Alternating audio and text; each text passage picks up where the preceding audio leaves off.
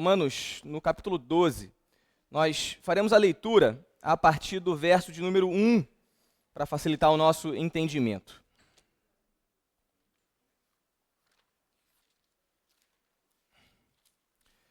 Diz assim, irmãos, a palavra do Senhor. Acompanhe na projeção, em sua Bíblia, a leitura de Romanos 12, do versículo 1 até o versículo 8. Portanto, irmãos, pelas misericórdias de Deus, peço que ofereçam o seu corpo como sacrifício vivo, santo e agradável a Deus. Esse é o culto racional de vocês. E não vivam conforme os padrões deste mundo, mas deixem que Deus os transforme pela renovação da mente, para que possam experimentar qual é a boa, agradável e perfeita vontade de Deus. Por quê? Pela graça que me foi dada, digo a cada um de vocês que não pensem de si mesmo além do que convém. Pelo contrário, pense com moderação, segundo a medida da fé que Deus repartiu a cada um. Porque assim como num só corpo temos muitos membros, mas nem todos os membros têm a mesma função, assim também nós, embora sejamos muitos, somos um só corpo em Cristo e membros uns dos outros. Temos, porém, diferentes dons, segundo a graça que nos foi dada. Se é a profecia, seja segundo a proporção da fé. Se é ministério, dediquemo-nos ao ministério. O que ensina, dedique-se ao ensino. O que exorta, faça-o com dedicação. O que contribui, com generosidade. O que preside, com zelo. Quem exerce misericórdia, com alegria. Tá aí, amados, vamos orar. Senhor, nosso Deus e nosso Pai, pedimos a Ti que o Senhor nos guie nessa exposição da Tua Palavra, que possamos refletir sobre aquilo que o Senhor quer ensinar aos nossos corações e que seja falado, Pai, somente aquilo que vem de Ti. Nos ajuda, Senhor, a entendermos a Tua Palavra. É isso que nós pedimos e agradecemos. Em nome de Jesus, amém. Amados, como eu disse, antes de nós entrarmos efetivamente no texto base de Romanos 3 a 8, nós iremos relembrar os principais pontos do sermão pregado no início de novembro, sobre os versículos 1 e 2. E a critério de introdução, para nós entendermos onde nós estamos, faço a pergunta: por que Paulo escreve a carta aos Romanos? Isso se dá por dois principais motivos. O primeiro deles é que Paulo amava profundamente aquela igreja. Paulo, que havia sido escolhido por Deus para ser o apóstolo dos gentios, aquela pessoa que iria liderar o processo de evangelização das igrejas fora, ou das pessoas fora do povo de Israel, amava profundamente a igreja de Roma, apesar dele nunca ter estado presente naquela igreja. Ele, no capítulo 16, se os irmãos se interessarem em ler toda a carta, que é uma carta maravilhosa, vão perceber que Paulo cita mais de 30 pessoas. Eu mando um abraço para o meu irmão, eu mando um abraço para minha irmã, que Deus abençoe tal irmão. Mais de 30 irmãos, Paulo cita, irmãos que moravam em Roma e que congregavam nas casas, porque não haviam templos naquela época, nas casas de Roma. Só que Paulo já havia encontrado com essas pessoas em outros momentos em sua caminhada, em Éfeso, em Jerusalém, em Corinto.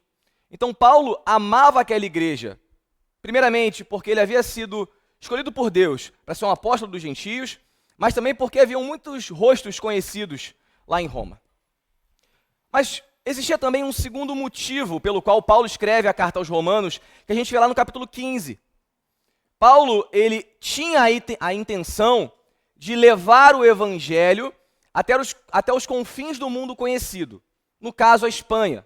Ele cita nominalmente esse local, ou essa região do Império Romano, que era uma região ainda não alcançada, ou seja, era um território do Império Romano que o evangelho ainda não havia sido pregado.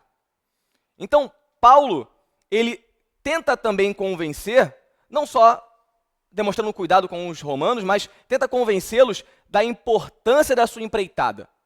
E a base desse argumento é o seguinte: entre os capítulos 1 e 3 de Romanos, Paulo traça uma perspectiva da humanidade caída sem Deus. Ele explica que tanto gregos como judeus, bárbaros, espanhóis, pessoas que moravam em Jerusalém ou em Roma, se não crescem em Jesus e não se arrependessem dos seus pecados, estavam em rebelião contra Deus e destinadas a sofrerem eternamente afastadas de Deus. Paulo fundamenta isso nos 3 primeiros capítulos da carta aos Romanos. Mas não só isso. Paulo, logo depois, nos capítulos de 4 a 11, traça um panorama das principais doutrinas relacionadas à salvação. Muitas das doutrinas nós estudamos aqui na igreja, na EBD, em cultos, em palestras. Doutrinas como a doutrina da eleição, justificação pela fé, santificação, glorificação. Então, Paulo, ele nos lega, inspirado pelo Espírito Santo, um dos maiores tratados teológicos acerca da salvação que nós temos na Bíblia, que é a carta de Paulo aos Romanos. E um dos motivos pelos quais ele faz isso é porque ele quer convencer, ou ele quer o suporte da igreja de Roma, da capital do império, suporte financeiro, mas também espiritual e cuidado, para que ele seja enviado até a Espanha e possa pregar o evangelho. Então, isso é um breve resumo dos 11 primeiros capítulos da carta de Paulo aos Romanos. E percebam, nós estamos estudando hoje o capítulo 12. Só que Paulo, ele não queria somente evangelizar ou somente a ajuda financeira de Roma. Ele queria sim levar o evangelho até os confins do mundo conhecido. Mas ele também tinha um cuidado e um amor pastoral muito grande por aquela igreja. Então, ao final do capítulo 11, começando o capítulo 12, ele escreve o capítulo 12, 13, 14, 15, com inúmeras exortações, ensinos, conselhos, ordens, direcionadas diretamente à realidade da igreja de Roma, localizada na Itália, no século I, dentro de um contexto histórico onde eles viviam. Paulo escreve pensando naquela igreja, direcionado para aquele povo que ali congregava e que vivia inúmeros desafios. Então, esses 2 grandes motivos, a evangelização dos povos não alcançados, como o exemplo a Espanha, que ele cita no capítulo 15, e o cuidado para com aquela igreja, nós percebemos no capítulo 16, são talvez 2 grandes motivos para que nós possamos entender por que Paulo escreve a carta aos Romanos. E é nessa segunda metade do livro, se assim podemos dizer, a partir do capítulo 12, que o nosso texto de hoje se encontra. Leiam comigo os versículos 1 e 2, que foram os versículos que nós expusemos lá em novembro. Romanos 12, versículos 1 e 2. Portanto, irmãos, pelas misericórdias de Deus, peço que ofereçam o seu corpo como sacrifício vivo, santo e agradável a Deus. Esse é o culto racional de vocês. E não vivam conforme os padrões desse mundo, mas deixem que Deus os transforme pela renovação da mente, para que possam experimentar qual é a boa, agradável e perfeita vontade de Deus. Amados, nesses 2 versículos, que não são o foco da nossa exposição de hoje, mas que são extremamente importantes para que possamos entender os versos de 3 a 8, Paulo, ele roga aos romanos, ele dá uma ordem aos romanos, dizendo: amados, sejam transformados pela ação do Espírito Santo de Deus na vida de vocês. Ofereçam a vida de vocês totalmente a Deus. Deem tudo que vocês têm a Deus. Se entreguem a Ele.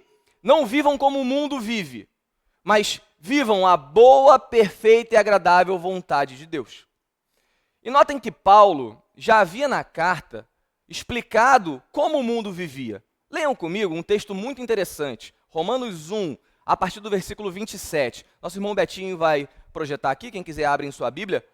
Mas nesse texto ele descreve como os irmãos da igreja de Roma viviam antes de serem alcançados. Qual era esse padrão do mundo que eles não deveriam se conformar?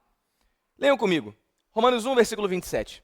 Da mesma forma, também os homens, deixando o contato natural da mulher, se inflamaram mutuamente em sua sensualidade, cometendo indecência, homens com homens, e recebendo em si mesmos a merecida punição do seu erro.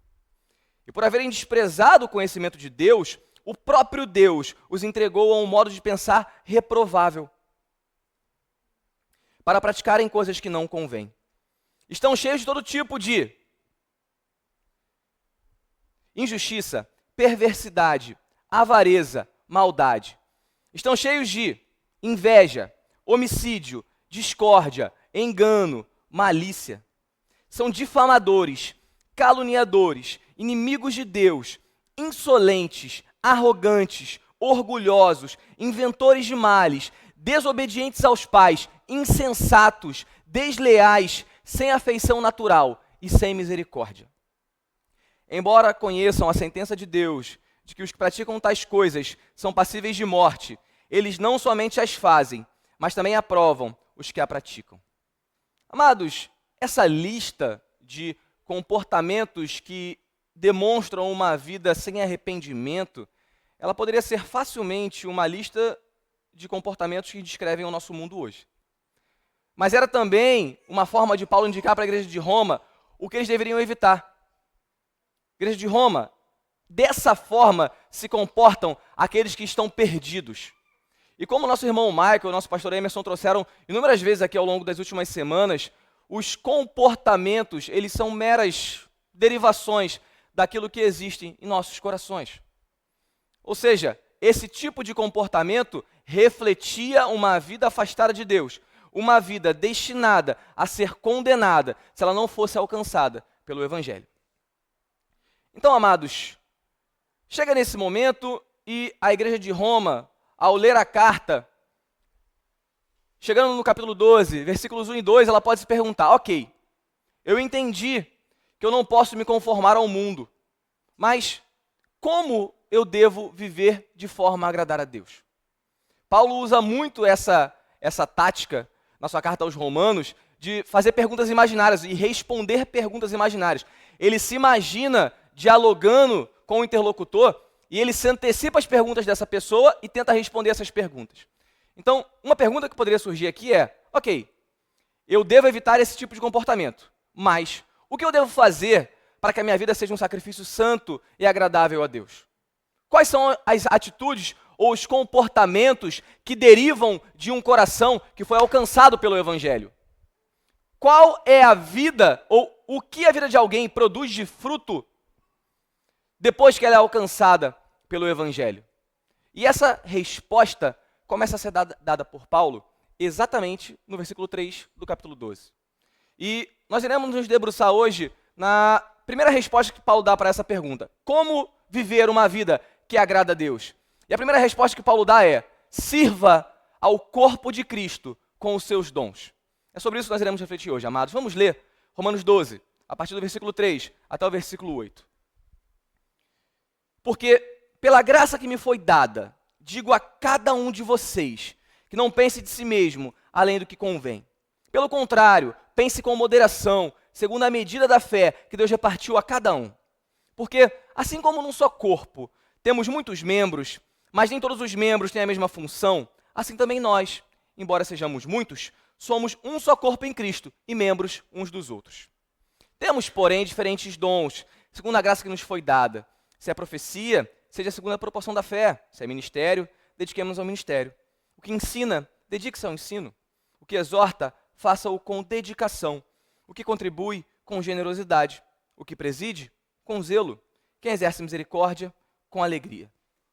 Iniciando pelo versículo 3, amados, quando Paulo fala, pela graça que me foi dada, ele está fazendo uma clara referência ao seu chamado de apóstolo, ao seu chamado de aquela pessoa que foi levantada por Deus para apregoar o evangelho aos gentios. E ele já havia falado sobre isso na carta, leiam comigo, Romanos 1, versículo 5, nosso irmão Betinho pode projetar para a gente. Paulo fala sobre isso. Ele escreve assim, bem na introdução da carta, por meio dele, Jesus, viemos a receber a graça e apostolado por amor do seu nome, para a obediência da fé entre todos os gentios. Entre esses se encontram também vocês, romanos, que foram chamados para pertencerem a Jesus Cristo. E é natural, amados, que ele escreva assim, não por alguma altivez ou porque ele quer dar uma carteirada e mostrar quem ele é. A questão não é essa. Mas a igreja de Roma não conhecia Paulo. Muitas pessoas naquela igreja simplesmente nunca tinham visto Paulo olho no olho. E eles poderiam fazer a legítima pergunta, ok, você está me dando instruções de como viver, mas quem é você? Quem é Paulo? Por que você tem essa autoridade para falar comigo dessa forma? Então Paulo, ele começa o versículo 3 relembrando que a autoridade que ele tem para escrever essa carta é uma autoridade apostólica dada por Deus. E ele continua, digo a cada um de vocês que não pensem de si mesmo além do que convém. É interessante, amados, nós pensarmos que quando Paulo começa a introduzir o assunto dos dons espirituais, ele começa com uma orientação. Não pense de si mesmo além do que convém. Pense com moderação. Não seja exaltado. Não seja egocêntrico. Não se ache a última Coca-Cola da praia do cassino. Não. Essa é a introdução do assunto que Paulo coloca quando ele vai falar sobre dons. Porque ele sabe o perigo que nós enfrentamos quando nós percebemos em nossa vida o agir de Deus.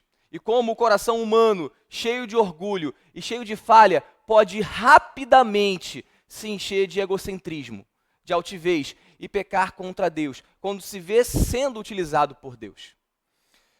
O reverendo Heber Campos Júnior, ele foi muito feliz ao comentar e dar um exemplo sobre esse capítulo de Romanos 12. Ele comenta que no nosso século 21, Brasil, no mundo que tem um país que é tomado por uma cosmovisão evangélica e por um vocabulário evangélico, nós utilizamos a palavra dom como algo que destaca uma pessoa, como algo que coloca aquela pessoa sob os holofotes. Exemplo, o Ayrton Senna tinha um dom de pilotar um carro de Fórmula 1. Ele era diferente de todos os outros. Ou Machado de Assis tem o dom de escrever, ou seja, o que ele faz destaca ele de todos os outros. Coloca ele sob os holofotes. Niemeyer tinha um dom para arquitetura, então ele é o melhor, ele é destacado, ele chama a atenção. Então, dentro da nossa visão evangélica brasileira, a palavra dom, ela perdeu um pouco do seu sentido bíblico. E aí, é tão importante nós entendermos que o dom espiritual, citado na Bíblia, ele não tem a ver com algo que nos destaca, que nos eleva, que nos coloca em evidência. Na verdade, o dom espiritual bíblico é algo que nos faz servir, é algo que nos faz ser menor, é algo que nos faz nos desgastarmos pelo outro, para que toda a igreja, que todo o corpo de Cristo seja edificado e alcance a maturidade. Então, amados, é interessante nós pensarmos que, por vezes, quando refletimos sobre dons, algumas ideias erradas vêm na nossa cabeça e vieram também aos irmãos de Roma há 2000 anos atrás. Mas o dom não é algo que nos destaca, que chama a atenção, que nos coloca em evidência. O dom é algo que nós recebemos de Deus para utilizar em serviço e em proveito do corpo de Cristo, para a edificação do corpo de Cristo. E percebam quem foi o maior servo da Bíblia: Cristo. Paulo diz: eu tenho todos os dons. Quem é Paulo? Alguém que se desgasta até a morte em prol do evangelho, que morre pobre, cego e nu, mas que cumpre a sua missão de pregar o evangelho. E hoje, 2000 anos depois, estamos aqui, lendo os escritos dele, inspirado pelo Espírito Santo, porque aquele homem, além de ter sido usado por Deus, se entregou totalmente à sua obra e viveu a boa, perfeita e agradável vontade de Deus. Eu cliquei aqui, o negócio subiu e foi até lá em cima. Eu já perdi onde é que eu estou, mas sem problemas, já me encontrei. Percebam, amados, quando nós pensamos sobre dom, nós não podemos dar espaço para a altivez. Leiam comigo Efésios, capítulo 4, versículo 11. Esse texto é muito interessante e nós temos algumas listas de dons na Bíblia que são paralelas. Efésios 4, 1 Coríntios 12, como foi lido pelo nosso irmão Michael hoje. Então, esse texto de Efésios 4 nos direciona para a visão correta acerca do que são os dons e para que servem os dons. Leiam comigo, Efésios 4, versículo 11. Ele mesmo concedeu uns para apóstolos, outros para profetas, outros para evangelistas e outros para mestres e pastores. Aqui, Paulo cita os dons. Versículo 12. Percebam para que servem os dons. Com vistas ao aperfeiçoamento dos santos para o desempenho do seu serviço. Ou seja, os dons vêm sobre os cristãos para que esses santos, ou seja, os escolhidos por Deus para fazer parte do seu povo, sejam capacitados a desempenharem um serviço, a servirem. E olha o objetivo: para a edificação do corpo de Cristo. E qual é o fim disso? Versículo 13. Até que todos cheguemos à unidade da fé e do pleno conhecimento do Filho de Deus, ao estado de pessoa madura. Percebam, amados, Paulo explica em Efésios, ou a igreja de Efésios, de Éfeso, na verdade, que os dons servem para servirmos uns aos outros, de maneira que o corpo de Cristo seja edificado através dos nossos dons e nós cresçamos em unidade e em maturidade. Percebam, os dons não servem para chamar a atenção de alguém, ou para alguém fazer algo miraculoso e aquela pessoa ser aclamada ou ser tratada de forma diferente. O dom serve para que nós sirvamos aos nossos irmãos e para que esses irmãos cresçam em maturidade e para que assim a igreja cresça em unidade e nós sejamos um. Os dons espirituais, amados, são um presente de Deus para a edificação do seu corpo e Deus dá da forma que lhe apraz. Percebam, amados, o que são os dons? Isso é uma pergunta importante. Dons espirituais são presentes de Deus para a edificação da igreja. Para que servem? Para que nós cheguemos à maturidade espiritual e sejamos um só corpo, que é a metáfora que Paulo usa nos versículos 4 e 5. Vamos ler Romanos 12, versículos 4 e versículo 5. Porque, assim como num só corpo temos muitos membros, mas nem todos os membros têm a mesma função, assim também nós, embora sejamos muitos, somos um só corpo em Cristo e membros uns dos outros. Amados, essa metáfora do corpo humano é utilizada por Paulo algumas vezes na Escritura. Mais precisamente, todas as vezes que Paulo fala sobre dons espirituais, ele utiliza em paralelo a metáfora do corpo humano. Efésios 4, Romanos 12, 1 Coríntios 12. Será que é uma coincidência? Eu acho que não. Percebam, alguns motivos levam a Paulo a sempre ensinar sobre dons e sobre a unidade do corpo de Cristo ao mesmo tempo. O primeiro desses motivos é que nem todos nós recebemos os mesmos dons. Nem todos nós recebemos os mesmos dons em intensidades iguais. Por vezes nós recebemos dons iguais em intensidades diferentes. E, amados, não há motivo para ficarmos tristes por conta disso, porque Deus dá conforme lhe apraz. Leiam comigo, 1 Coríntios 12, 1 Coríntios 12, versículo 4, o texto que nosso irmão Michael leu durante a liturgia e que nos ensina muito em relação a isso. Diz assim a palavra do Senhor: Ora, os dons são diversos, mas o Espírito é o mesmo. E também há diversidade nos serviços, mas o Senhor é o mesmo. E há diversidade nas realizações, mas o mesmo Deus é quem opera tudo em todos. A manifestação do Espírito é concedida a cada um, visando um fim proveitoso. Percebam, existe um fim pelo qual Deus concede um dom. E Ele dá esse dom na capacidade de realização que Ele deseja para cada igreja, para cada pessoa, para cada comunidade. Versículo 8. Porque a um é dada, mediante o Espírito, a palavra de sabedoria. A outro, segundo o mesmo Espírito, a palavra de conhecimento. A um é dada, no mesmo Espírito, a fé. A outro, no mesmo Espírito, dons de curar. A outro, operações de milagres. A outro, profecia. A outro, discernimento de espíritos. A um é dada a variedade de línguas e a outra a capacidade de interpretá-las. Percebam o versículo 11, amados. Mas um só e o mesmo Espírito realiza todas essas coisas, distribuindo-as a cada um individualmente, conforme Ele quer. Amados, eu não possuo todos os dons. A irmã Andressa não possui todos os dons. O irmão Paulo não possui todos os dons. O pastor Emerson não possui todos os dons. Mas Deus capacitou a igreja para que, através dos dons que Ele concedeu, nós possamos ser edificados e cresçamos em maturidade espiritual e em unidade. E não é motivo para insatisfação para com Deus dizer: pai, eu não tenho tal dom, então eu sou menor que outro irmão. Não existe esse tipo de comparação. Na verdade, esse tipo de comparação Paulo faz de maneira inversa. Os menores são os maiores e os maiores são os que servem. Então é muito interessante nós pensarmos sobre isso. Um segundo motivo, amados, pelo qual Paulo usa essa metáfora do corpo humano para falar sobre a unidade, ao mesmo tempo que ele fala sobre dons, é porque a igreja do primeiro século vivia uma realidade de diversidade cultural muito grande. Isso aqui é importante nós entendermos, porque isso é uma tensão que perpassa praticamente todos os livros do Novo Testamento. O que estava acontecendo? A igreja era formada por majoritariamente dois grandes grupos. Um grupo formado de judeus. Judeus que se converteram ao cristianismo.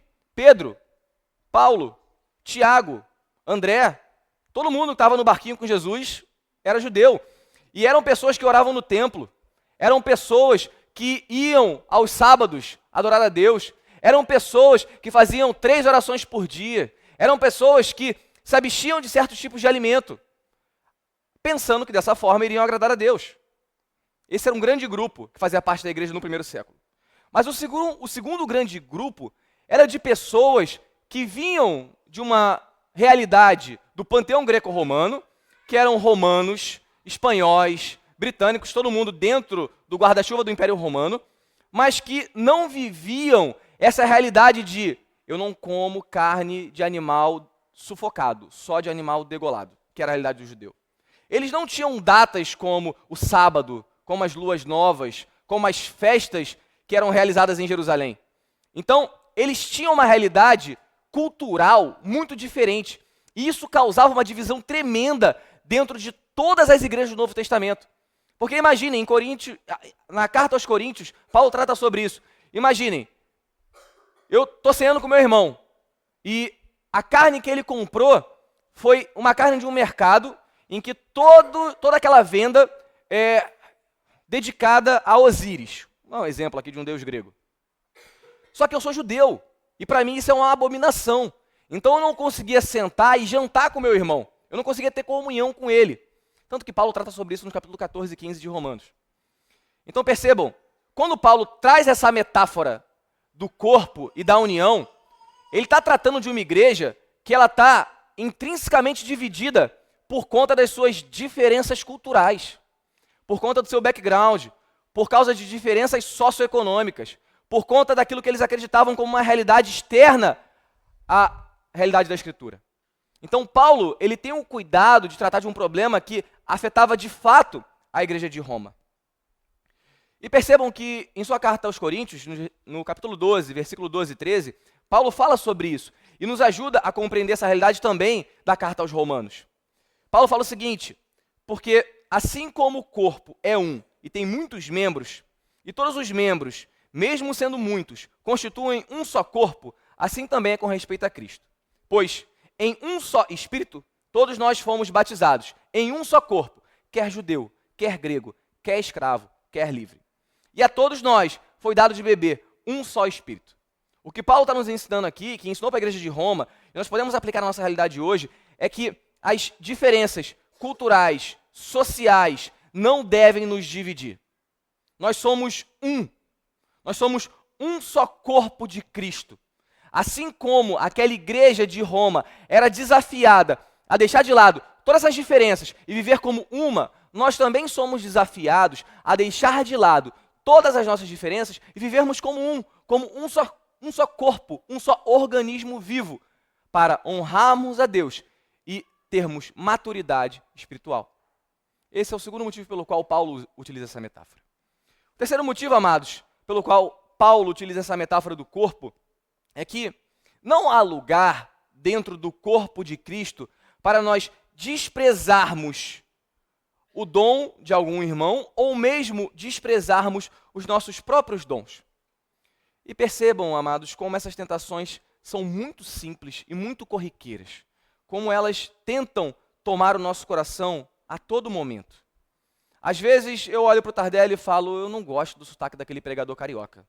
Ele fala Deus. Quando ele começa a falar, eu já fico com nervoso, eu nem escuto o que ele fala. E assim eu desprezo um dom para a edificação da igreja.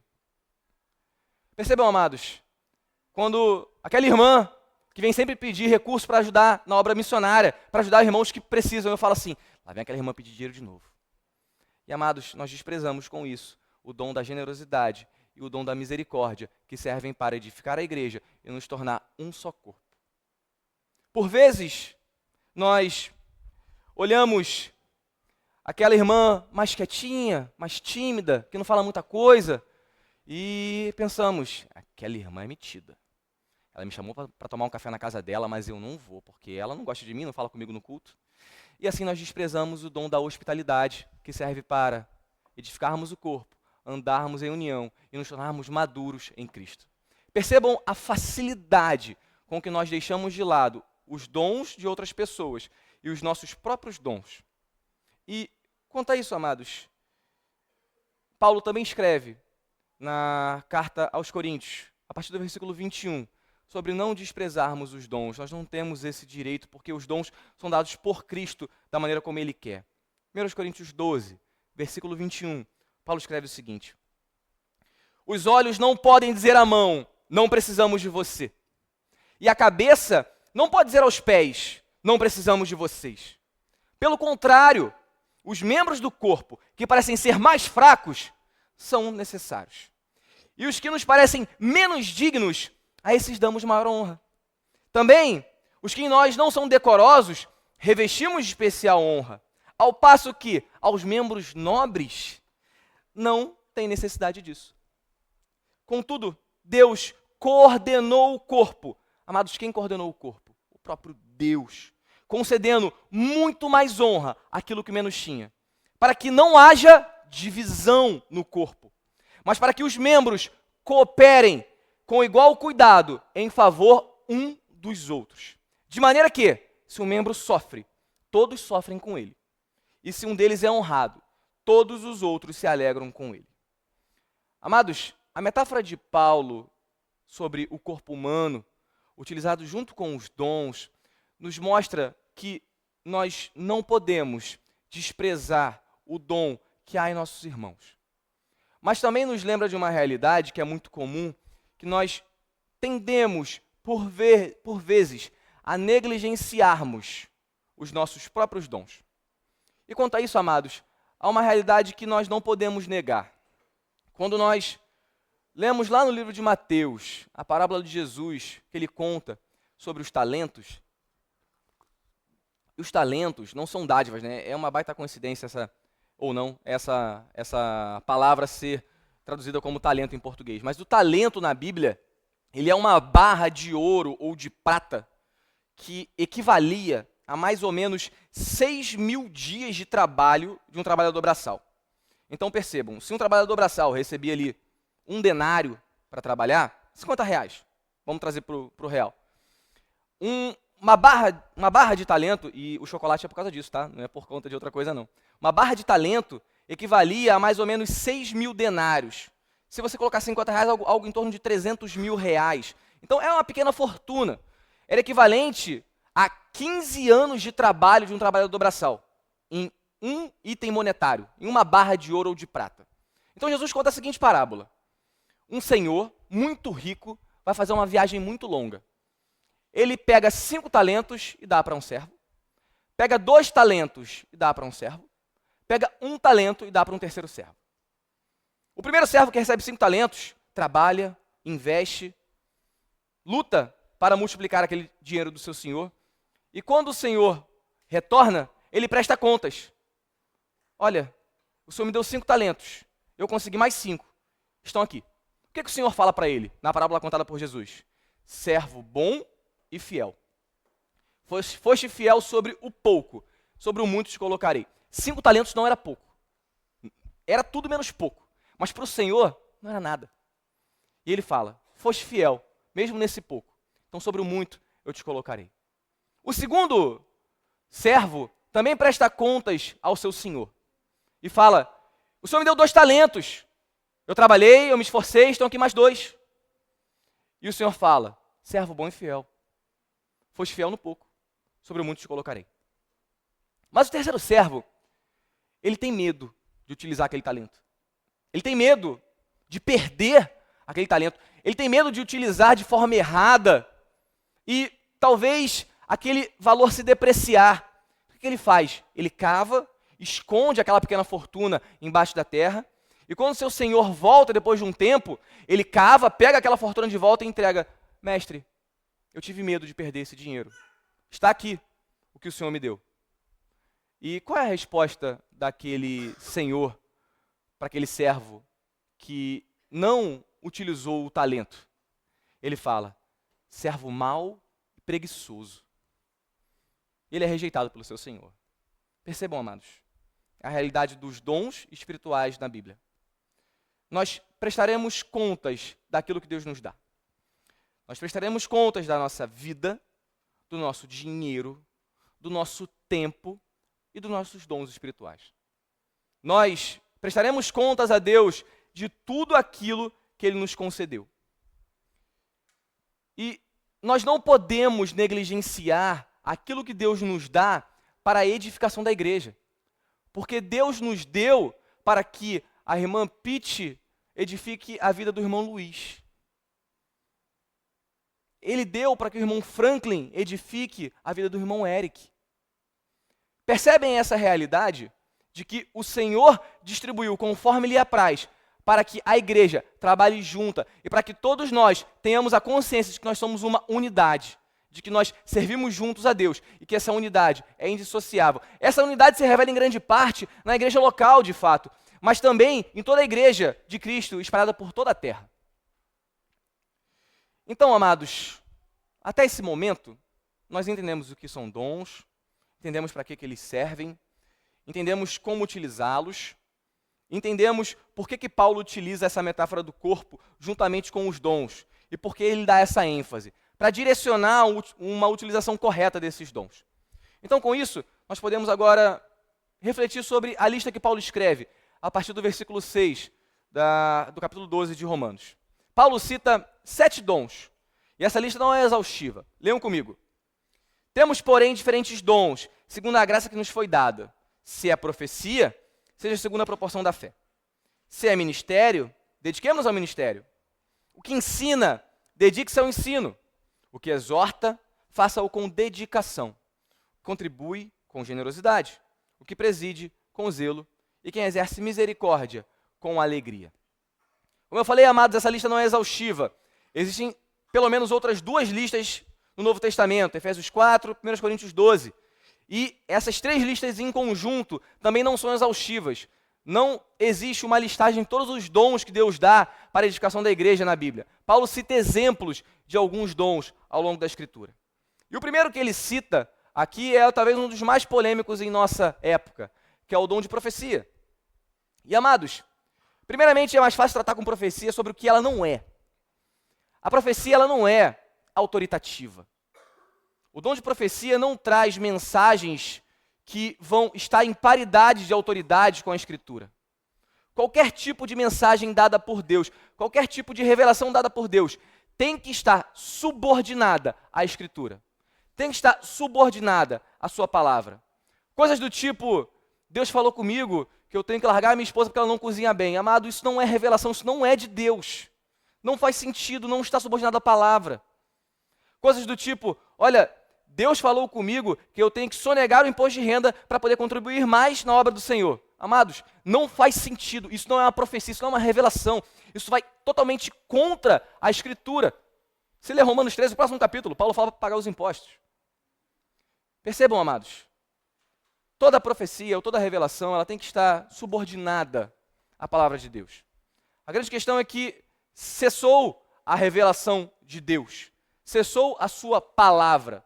Entretanto, Deus pode se revelar através de sonhos? Pode. Deus pode enviar mensagens à nossa igreja de forma profética? Pode. Essa é a forma comum e usual de Deus trabalhar? Não. Muitas vezes, alguns de nós vão passar a vida inteira somente ouvindo a mensagem de Deus escrita na Escritura. E glória a Deus por isso. Entretanto, Deus pode sim se comunicar de formas não usuais, como já aconteceu em nossa igreja algumas vezes. Irmão Burt, irmão Michael, com esse dom sendo colocado em prática. Percebam, é possível. Entretanto, nós temos que ter um certo cuidado com isso, porque nós, de uma matriz protestante, no século XXI, no Brasil, tendemos a ir para o extremo oposto. Por conta dos abusos que foram cometidos ao longo dos últimos 50 anos, por conta de linhas neopentecostais, até alguns irmãos pentecostais que perderam um pouco a direção desse dom, nós tendemos a rejeitar totalmente qualquer tipo de palavra de Deus, ou qualquer tipo de revelação não usual de Deus.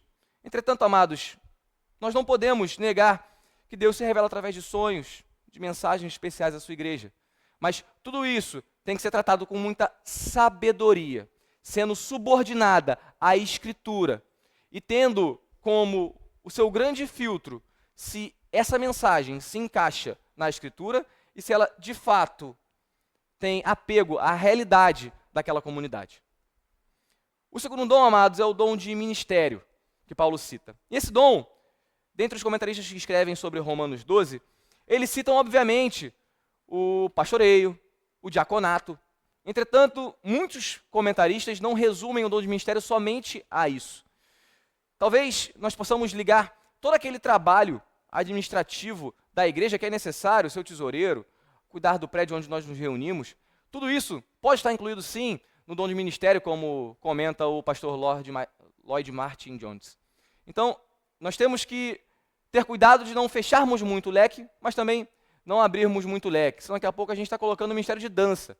E aí eu pergunto, como é que a dança na igreja consegue edificar a vida de alguém? É uma pergunta. Peço que os irmãos reflitam sobre isso. Terceiro dom, dom de ensino. Esse talvez seja um dos mais fáceis de nós entendermos o que é o dom de ensino. Eu acho que quando nós olhamos para homens como o pastor CJ, o pastor Emerson traz a experiência dele lá de Louisville, que o pastor CJ, que é o pastor sênior da Igreja Graça Soberana de Louisville, onde o nosso pastor ficou durante um ano, pregando é algo sensacional. É alguém que consegue ensinar de uma maneira ímpar. Em solo brasileiro, nós temos, por exemplo, Hernandes Dias Lopes, Augusto Nicodemos, algumas pessoas que você escuta a pregação dela e você fala assim, caramba, esse cara tem um dom para fazer isso. Deus os capacitou a fazer isso. Mas nós não podemos correr o risco ou errar, limitando muito a questão do dom de ensino, porque todos nós, em alguma instância, fomos chamados a ensinar.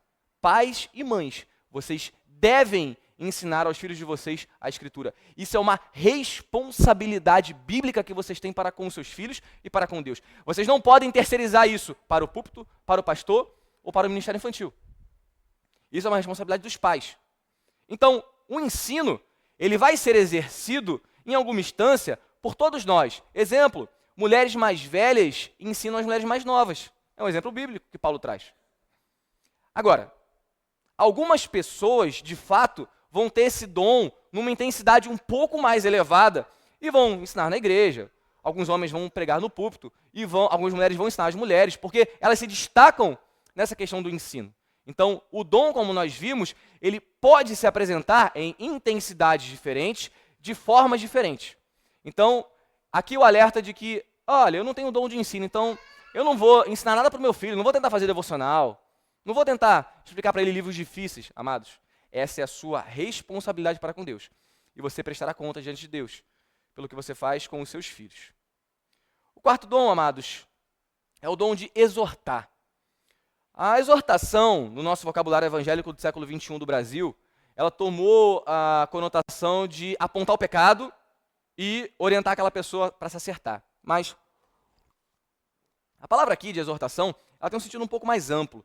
Ela fala sobre apontar o pecado, orientar aquela pessoa, mas também de animar, de dar suporte, de trazer essa pessoa para junto contigo na caminhada e apoiar alguém que necessita. Ou seja, não somente o aconselhamento bíblico ou o gabinete pastoral, mas também nós nos apoiarmos mutuamente quando nós percebemos em algum irmão algum desânimo, algum motivo que ele está um pouco para baixo. Aquela mãe que está com um bebê de 6 meses e não dorme há 6 meses, está cansada, às vezes nós temos que exortar e falar, olha, vai passar. Quando nós olhamos para aquela mãe com a criança de 2 anos, destruindo a igreja, amado, já passei por isso. E a gente fala assim, fica tranquilo, vai passar. Daqui a pouco ele está ali sentadinho, ouvindo a palavra de Deus. Então, faz parte, amados. Faz parte nós animarmos uns aos outros. Isso também é a exortação. O quinto dom que Paulo fala aqui é um dom que pouca gente ora para ter, que é o dom de contribuir com generosidade. Esse dom é maravilhoso, amados. A gente já tratou sobre ele recentemente, no ano passado, mas percebam, assim como no ensino, o contribuir, ele não se limita somente a quem tem o dom. Todos nós somos chamados biblicamente a contribuirmos financeiramente para a obra de Deus. Paulo, ele puxa a orelha dos Tessalonicenses e ele puxa a orelha dos Coríntios, falando, olha só, quando eu estava aí, vocês não iam entender o fato de eu pedir recursos financeiros para vocês. E eu tive que trabalhar. E quando ele manda para os filipenses a carta, ele fala assim, ó, obrigado, filipenses, porque lá em Corinto, quando eu estava lá, vocês me deram suporte financeiro, mesmo sendo muito mais pobres do que os coríntios. Então, contribuir financeiramente é uma obrigação, de forma a adorarmos a Deus, darmos suporte à obra do Senhor e ajudarmos os mais pobres que não têm. Entretanto, nós conseguimos perceber em algumas pessoas uma generosidade transbordante. De fato, esse dom aparece em algumas pessoas como um dom que chama muita atenção. Alguém que se doa, que se dá, que fica feliz sobremaneira em ver o outro sendo abençoado. E, amados, o que Paulo fala aqui é, se você tem esse dom, faça isso com generosidade. Não se apegue às coisas materiais. Doe para a glória de Deus. Sexto dom, nós temos o dom de presidir. E aí o nosso penúltimo dom de hoje, já chegando ao fim. De fato, a nossa igreja crê numa liderança eclesiástica de presbíteros. Entretanto, amados, isso não impede que nós exerçamos a liderança nos inúmeros departamentos e áreas afetos ao crescimento e amadurecimento da igreja. Muitos de nós têm dons de liderança. Pessoas que conseguem liderar pequenos grupos, liderar departamentos de mulheres, obviamente, sobre a coordenação e a liderança do nosso presbítero, único nesse momento, mas nosso irmão Michael já em treinamento, em breve, também fazendo parte do presbitério. Então percebam, amados, nós temos dons que brotam no coração das pessoas e que Deus concede para que essas pessoas possam liderar. E nós temos a mania, ou nós temos por hábito, no nosso mundo evangélico do século XXI, mais uma vez, brasileiro, delegarmos os dons somente à figura pastoral, ou daquelas pessoas que pregam, ou daquelas pessoas que estão na frente da igreja. Mas percebam, amados, todos nós recebemos dons da parte de Deus para que possamos edificar as vidas uns dos outros. É um chamado de Deus a nós, nos entregarmos a Ele, para que possamos viver a sua boa, perfeita e agradável vontade, porque Paulo responde dessa forma aos romanos. Olha, você quer viver a boa, perfeita e agradável vontade de Deus? Ok, sirva aos seus irmãos com os seus dons. Essa é a primeira forma de nós vivermos a vontade de Deus para nossas vidas. E nós temos, hoje, uma necessidade tão grande. Nós buscamos tanto, qual é a vontade de Deus para a minha vida? O que Deus quer para mim? E a gente quer uma revelação, a gente quer o céu abrindo, a gente quer que um anjo apareça, a gente quer que aquele ano seja o ano da multiplicação, aquele ano seja o ano da prosperidade, aquele ano seja o ano de qualquer coisa. Mas nós nos esquecemos da simples resposta que Paulo dá aos romanos. Você quer viver a boa, perfeita e agradável vontade de Deus? Então sirva aos seus irmãos com os seus dons. É tão simples. Nós queremos coisas tão mirabolantes, nós nos esquecemos que Deus nos ordena que amemos uns aos outros através do serviço. Por fim, amados, o último dom que Paulo cita é o dom da misericórdia. E esse é um dos dons mais bonitos que nós podemos encontrar. É um dom que nos une. É um dom que faz com que eu veja o meu irmão passando por dificuldade e eu falo assim, eu te amo, eu estou com você. É um dom que me auxilia a olhar o sofrimento do irmão, que não é o meu sofrimento, que eu não entendo daquela forma, que para mim não afeta da mesma maneira, mas se ele sofre, eu sofro com ele. É um dom que me ajuda a olhar para o meu irmão e quando ele está feliz, eu estou me alegrando com ele. Amados, ter misericórdia é uma necessidade de todos nós. Lembrem-se do sermão de Jesus, lá em Mateus 5. Bem-aventurados os misericordiosos. Por quê?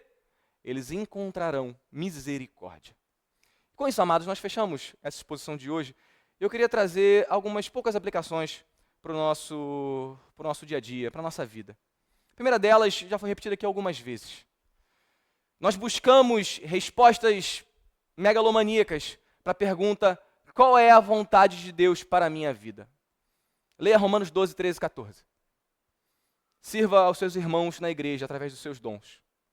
Ame os ímpios, não se vingue, obedeça às autoridades, pague seus impostos, pregue o evangelho, e assim você vai conhecer a boa, perfeita e agradável. Deixa eu me corrigir. Assim você vai viver a boa, perfeita e agradável vontade de Deus. Nós buscamos coisas miraculosas, buscamos metas inatingíveis, Buscamos novidades a todo tempo, mas esquecemos que Deus nos chama para vivermos a vida em comunidade, na comunhão dos santos, observando qual a necessidade de cada irmão ao meu lado, conhecendo a vida de cada um que compartilha o domingo comigo e que deveria compartilhar toda semana em oração. Percebam, amados, Deus nos chama para nos importarmos uns com os outros, servirmos uns aos outros, edificarmos uns aos outros, crescermos em maturidade através dessa ministração e, sim, nos tornarmos um, em unidade perfeita, sabendo que o cabeça dessa unidade é o próprio Cristo. Nós não podemos, não devemos negligenciar os dons que nós recebemos e os dons que os nossos irmãos receberam. Talvez essa seja a primeira aplicação para essa manhã. Como segunda aplicação, meus amados, com relação aos dons espirituais, não pense de você mais do que convém. Pense com moderação. Mas também não negligencie os dons que Deus lhe dá. Não deixe de lado a forma que Deus escolheu para que você edifique ao corpo de Cristo, trabalhando e servindo. Terceira aplicação, amados, é que é uma realidade premente de que todos nós prestaremos contas a Deus da nossa vida. Amados, se algum de nós não reconheceu Jesus como Senhor e Salvador de sua vida, a mensagem de hoje nos lembra de que nós iremos prestar contas a Deus da nossa existência. Nós iremos estar diante de Deus. E se nós não tivermos o sangue de Cristo sobre nós, nos cobrindo, nos lavando, nos marcando com o selo da promessa, nós seremos rejeitados por Deus.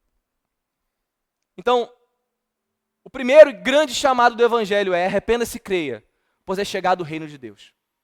Mas nós, como cristãos, salvos, lavados e remidos pelo Espírito Santo, também iremos prestar contas daquilo que o Senhor nos deu.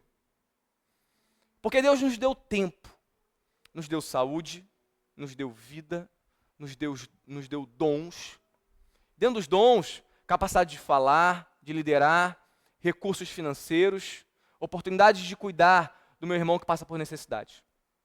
E nós iremos prestar conta disso a Deus. Não pensem, amados, que negligenciando os seus dons, você está fazendo a melhor escolha, ou a escolha mais segura. Porque a Bíblia nos alerta que aquele servo da parábola dos talentos, que negligenciou aquilo que o seu Senhor deu para ele, foi chamado de mau e de preguiçoso. Amados, aqueles que labutam diariamente para edificar a vida de seus irmãos e crescer em maturidade e em amor, ouvirão: servo bom e fiel. Foste fiel no pouco, sobre o muito te colocarei. E por fim, amados, como última aplicação, nós temos que eu encorajo a cada um de vocês em prosseguirem cada vez mais no serviço a Deus. Com isso, irmãos, eu não estou falando sobre um ativismo maluco, que a gente não tem tempo de nada, vive na igreja, e não tem tempo para a família, eu não almoço com meu filho, não lê a Bíblia. Não estou falando disso, não. Eu estou falando de refletir sobre quais habilidades, talentos, dons o Senhor colocou na sua vida e colocar em prática esses dons e talentos em prol da igreja e não de você mesmo. Porque é muito fácil nós pegarmos os talentos que Deus nos deu e transformarmos isso em fonte de recursos financeiros, em fonte de satisfação, em fonte de orgulho. Nossa, quando eu faço isso, todo mundo olha para mim de uma forma diferente.